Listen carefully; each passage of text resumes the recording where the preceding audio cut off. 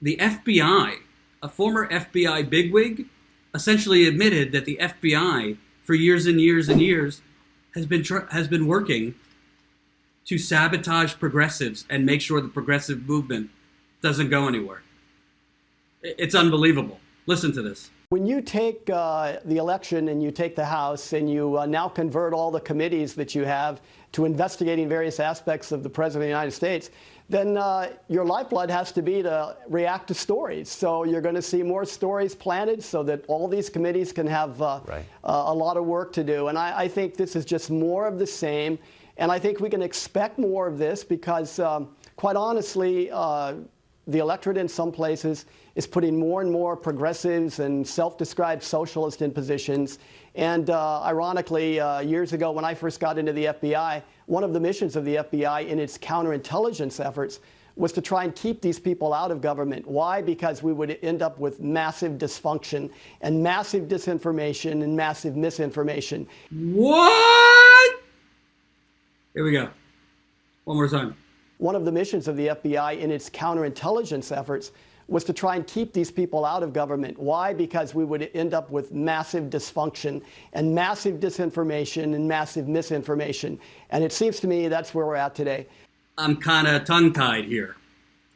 They'd end up, if you had a progressive in office, you'd end up with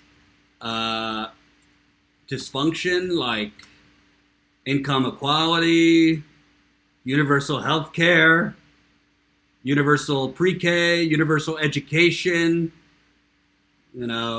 environmental regulations. I mean, the FBI, that's right there is admitting what we've always known. The FBI is literally the deep state, and they're working to keep the capitalist order thriving while keeping the proletariat down. I mean, when I heard this, I thought of this article I once read at The Nation. This is not the first time the FBI has interfered with a presidential election. Throughout his career, J. Edgar Hoover used the Bureau to meddle in presidential politics and secure his own power. Which brings me to Henry Wallace. The Bureau was intensely involved in disrupting Henry Wallace's third-party campaign. If you know history, Henry Wallace was one of the first ones sounded the alarm on this Cold War hysteria. Wallace had been a target of the FBI when he was still vice president, but in 1948, the Bureau stepped up its activities by surveilling and intimidating Wallace staffers and supporters and feeding negative information about Wallace to the press and the Truman campaign, which cooperated with the Bureau's efforts. Truman's victory marked an end to Hoover's ambitions. The 1952 election and the subsequent races found the director again in survival mode by making himself useful to his favored candidates.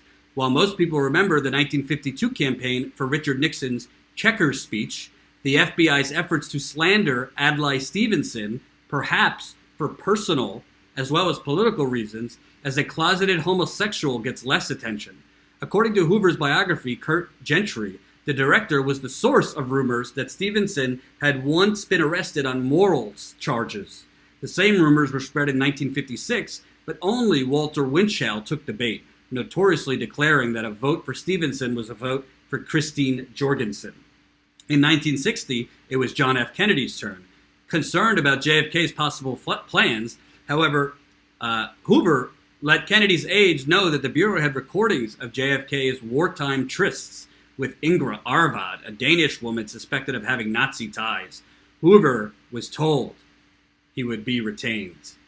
Lyndon Johnson enjoyed Hoover's gossip. He once famously said that, quote, "It was better to have him inside the tent pissing out than outside the tent pissing in."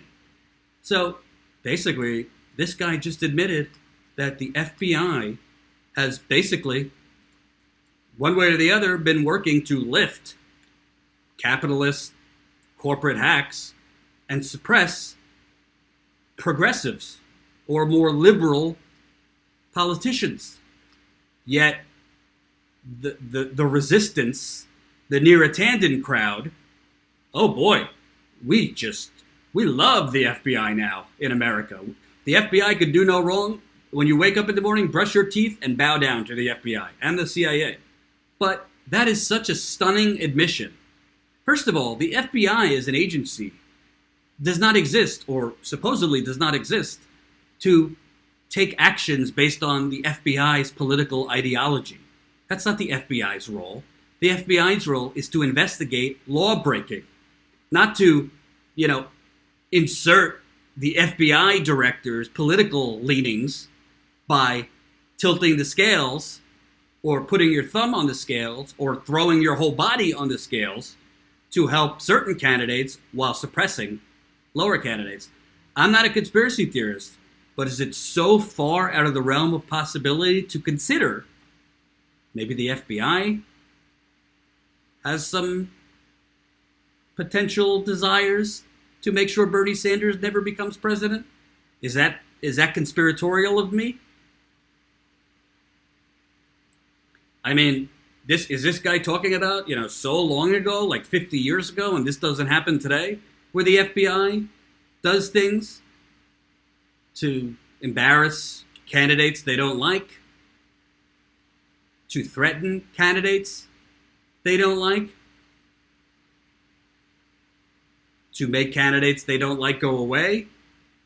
I'm not talking about killing them, but threatening them with information or pushing out propaganda about them, not based in fact, but will help turn public sentiment against them. I mean, the CIA really stands for capitalism's invisible army. And the FBI is not so far away. Poop Sandwich wants to see Bernie Sanders for Floyd Mayweather in 2020. Interesting. But this is a very, very troubling statement. And it's kind of an admission for what we've already known. There is a deep state, and it's working to keep you down and lift the oligarchs. That's what the deep state's for.